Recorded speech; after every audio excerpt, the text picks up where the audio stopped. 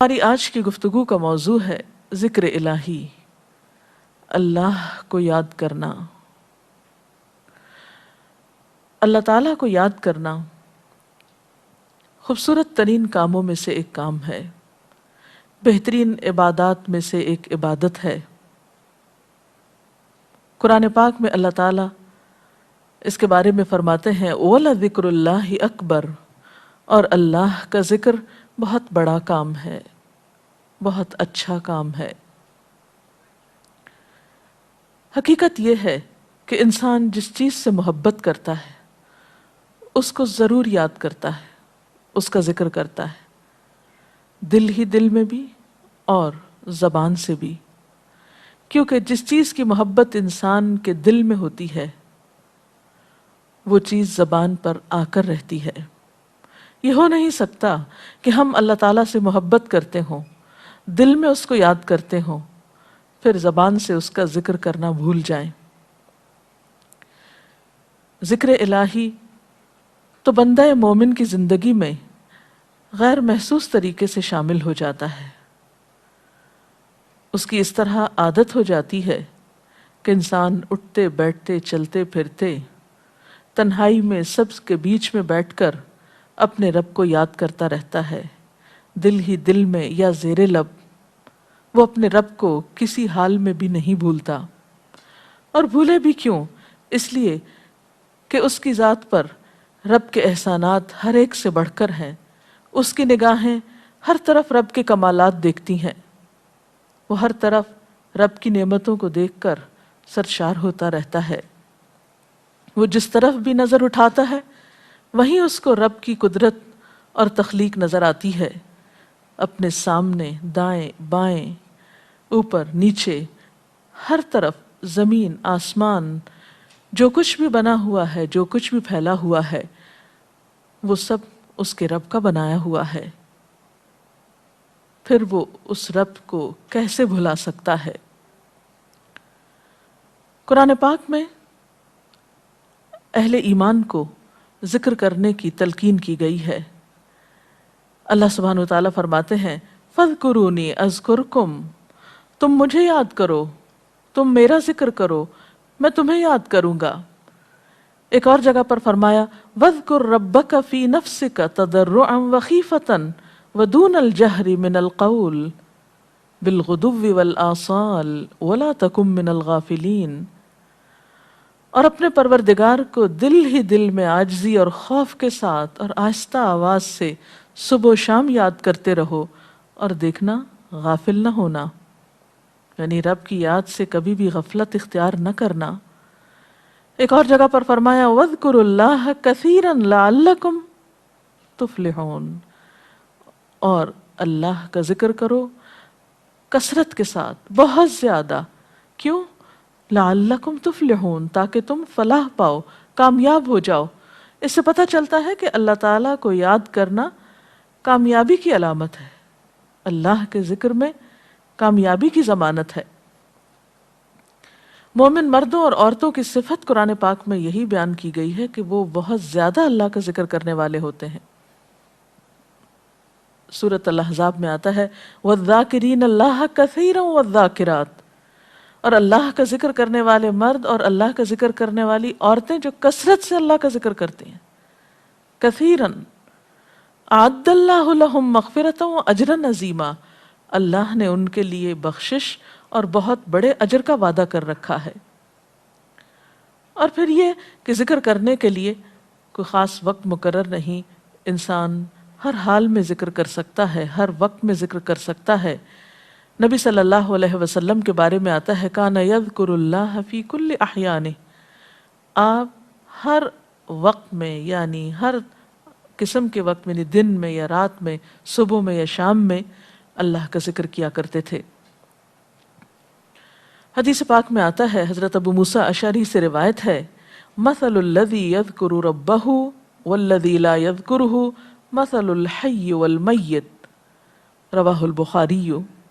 آپ صلی اللہ علیہ وسلم نے فرمایا اس شخص کی مثال جو اپنے رب کا ذکر کرتا ہے زندہ انسان کی طرح ہے، اور اس کی مثال جو اپنے رب کا ذکر نہیں کرتا مردہ شخص کی طرح ہے۔ گویا ذکر کرنے والا اور نہ کرنے والا، ان دونوں کے درمیان اتنا ہی فرق ہے جتنا ایک زندہ اور مردہ انسان میں فرق ہوتا ہے. اور یہ فرق کتنا بڑا ہے. یعنی انسان تو وہی ہوتا ہے، لیکن زندہ انسان میں اور مردہ انسان میں زندگی اور موت کا فرق ہے.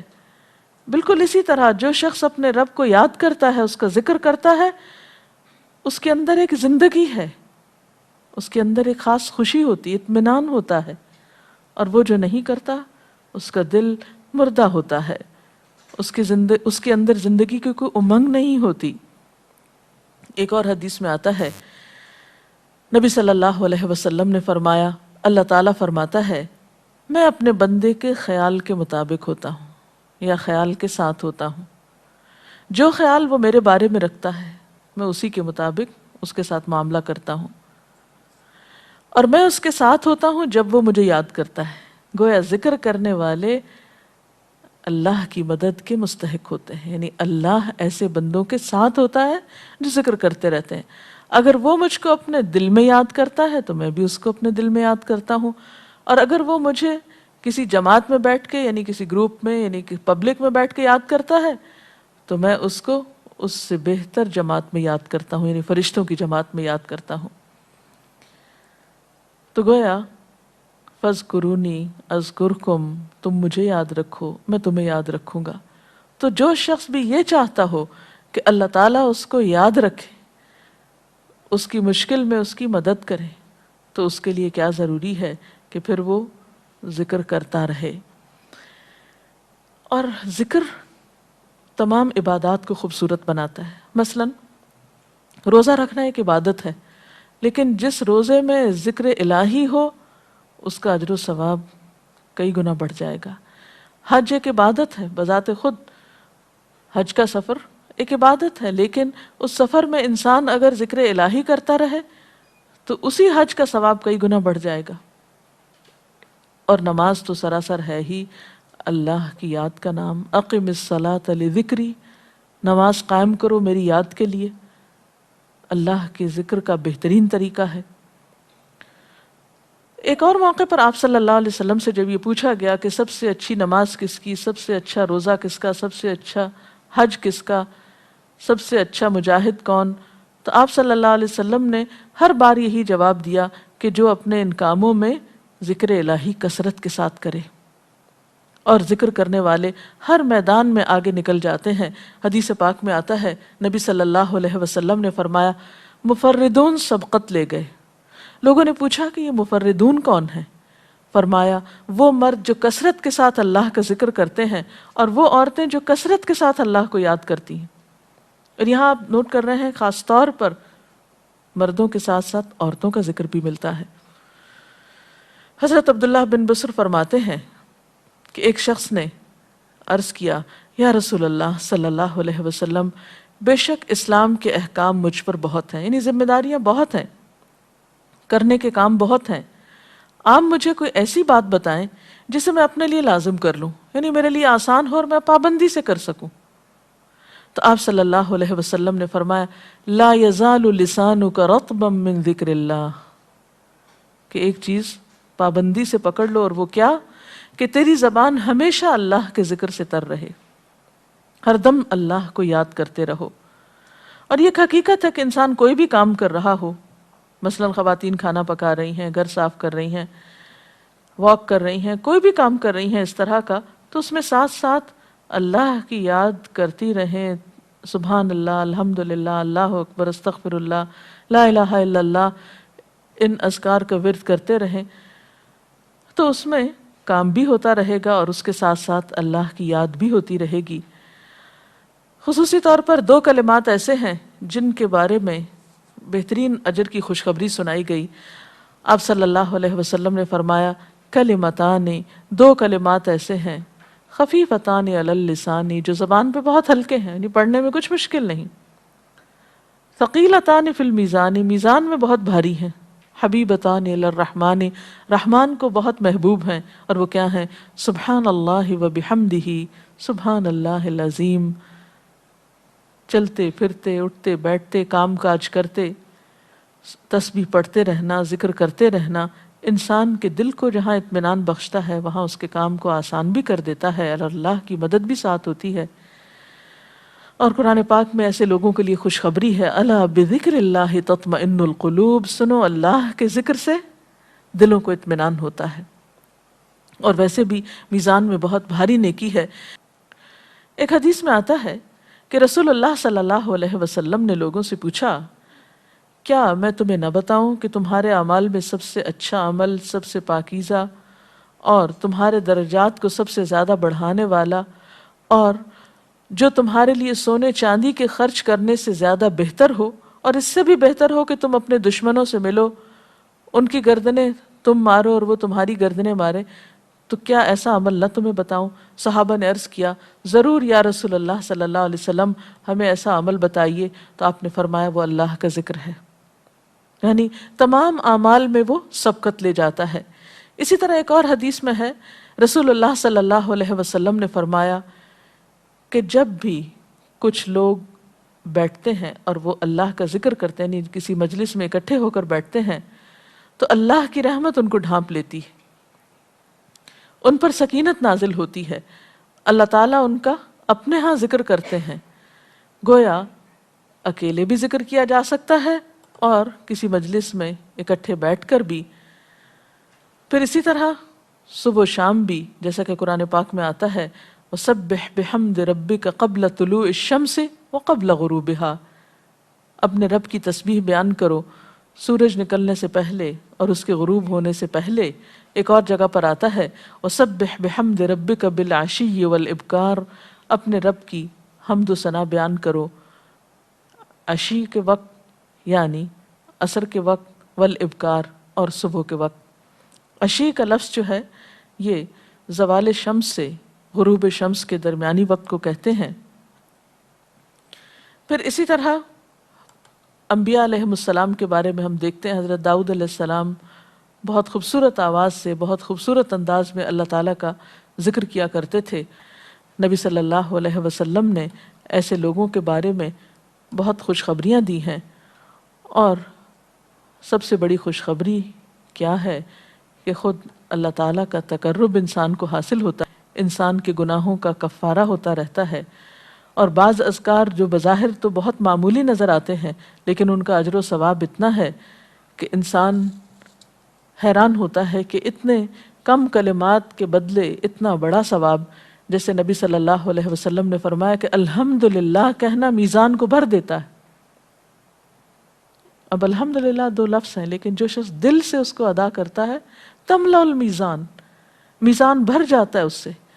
سبحان اللہ، الحمدللہ کے کلمات آسمانوں اور زمین کے درمیان کو پر کر دیتے ہیں، اتنا اجر و ثواب ہے ان چھوٹے چھوٹے کلمات کا بھی، لیکن اکثر شیطان ہمیں ان سے غافل رکھتا ہے۔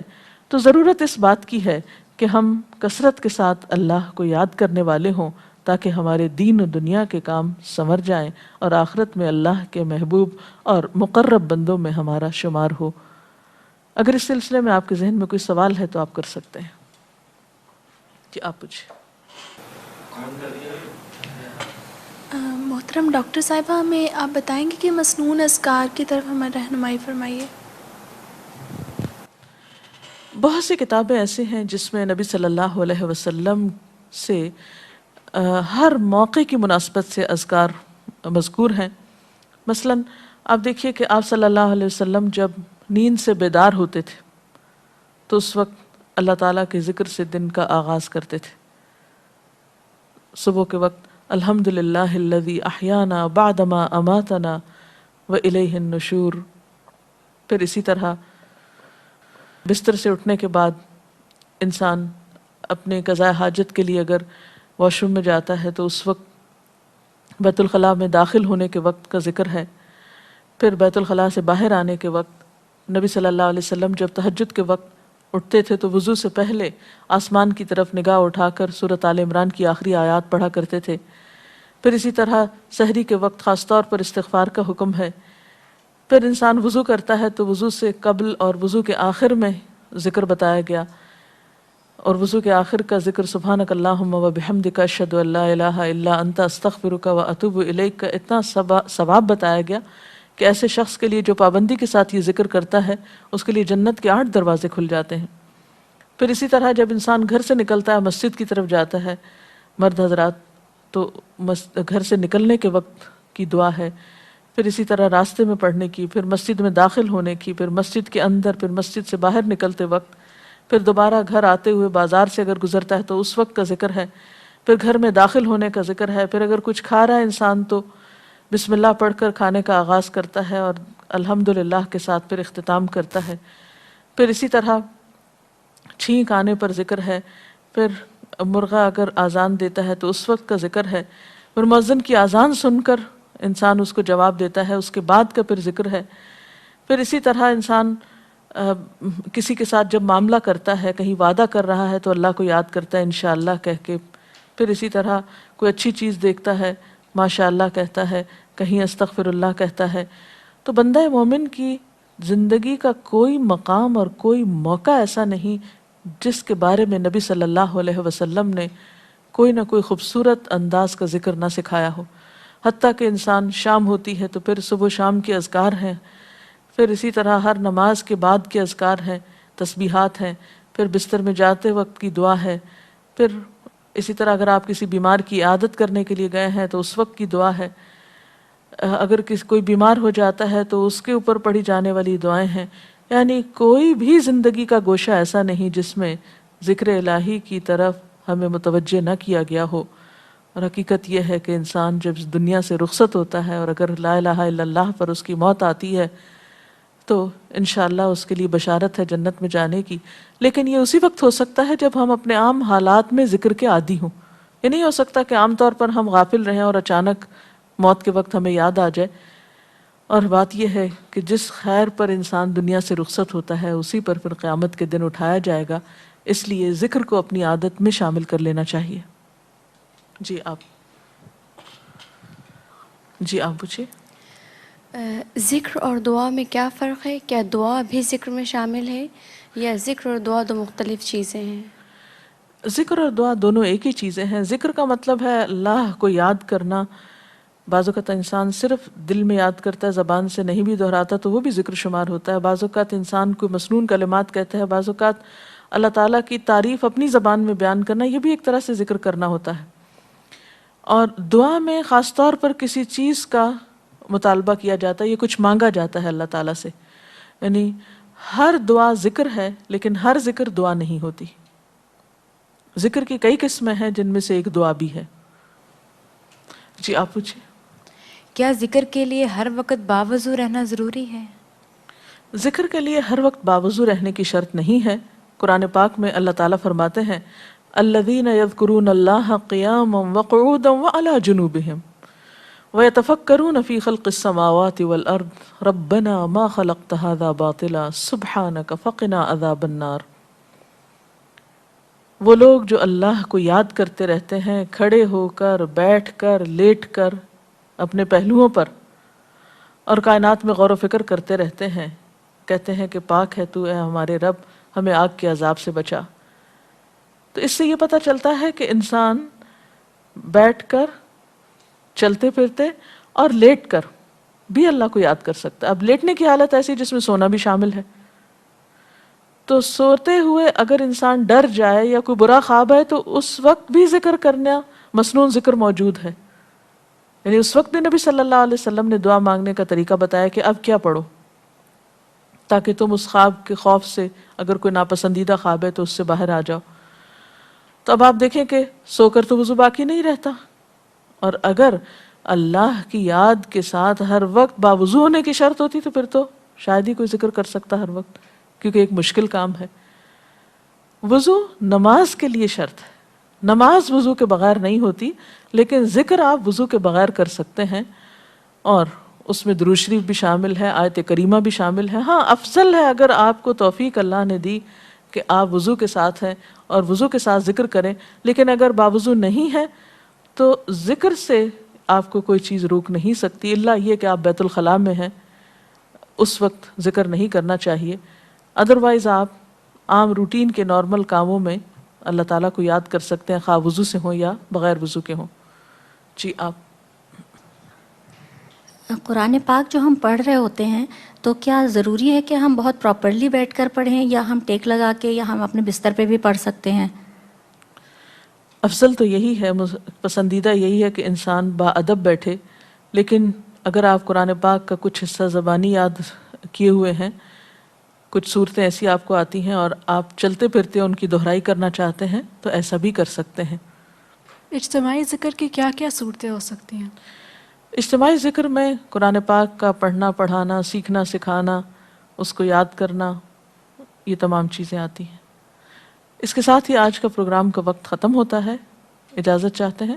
السلام علیکم ورحمۃ اللہ وبرکاتہ۔